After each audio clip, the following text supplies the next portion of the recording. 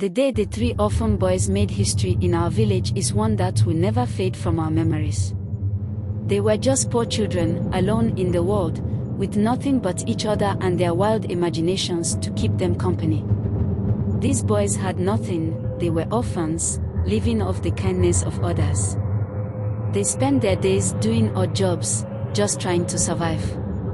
One day, they were sitting under a tree, talking about what they would do if they had superpowers. Their dreams were wild and far-fetched, but they were just children, after all. The first boy, Kofi, said that if he had a superpower, he would swim across the ocean and come back.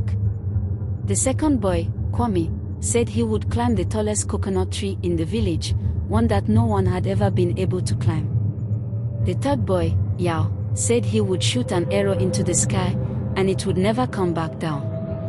As they were talking, a man overheard them. He didn't understand that the boys were just dreaming.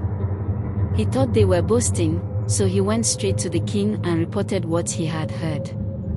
The king, curious about these claims, sent for the boys and gave them 3 days to prove their so-called superpowers.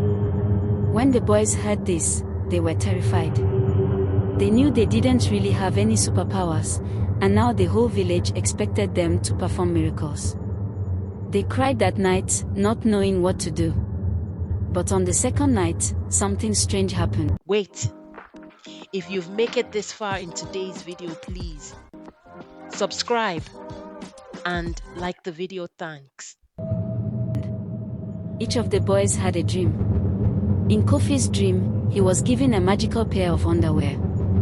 In Kwame's dream, he received a strong rope to tie around his waist.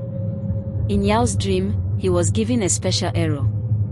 They didn't know what the dreams meant, but when they woke up, they found these items beside them, just as they had seen in their dreams. On the third day, the boys were brought before the king and the entire village. Everyone was watching, waiting to see what would happen. Kofi stepped forward first. He put on the underwear he had dreamed of and walked to the river. Without hesitation, he jumped in and swam across the river to the other side and back again. The villagers were amazed. They had never seen anything like it. Next, it was Kwame's turn. He tied the rope around his waist and approached the tallest coconut tree, the one no one had ever climbed. With the rope securely fastened, he began to climb. Higher and higher he went, until he reached the top and picked the ripest coconut. Then, he climbed back down safely. The crowd cheered, astonished by his bravery. Finally, it was Yao's turn. He took the arrow he had received in his dream, pulled back the bowstring, and aimed at the sky.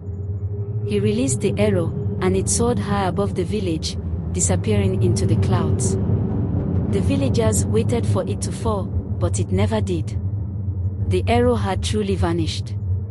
The king was so impressed by what he had seen that he decided to reward the boys. He split his wealth in half and gave it to them, making sure they would never be poor or hungry again.